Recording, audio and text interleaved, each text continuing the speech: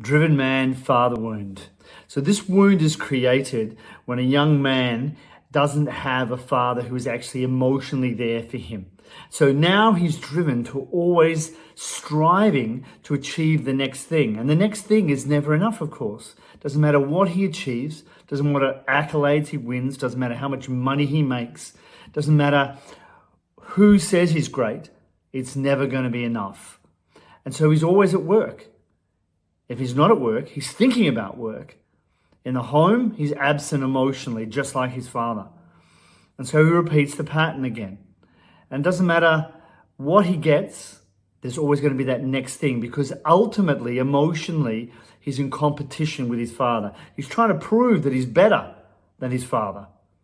And this wound that's been created inside of him lasts his entire life if he doesn't heal it. It doesn't matter what he achieves or the money he gets, it will never heal the wound. And so he's always driven. And it's going to cost him.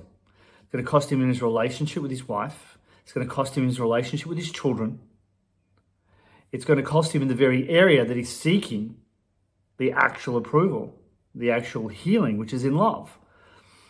And unfortunately for him, it's going to give him the exact opposite of that. Always being at work, always focused on work, is going to create a massive disruption in his relationships and his connection and love with those that he cares about.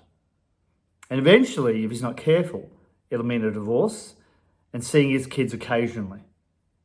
So the very area that he wants to be successful in is the very area he will not.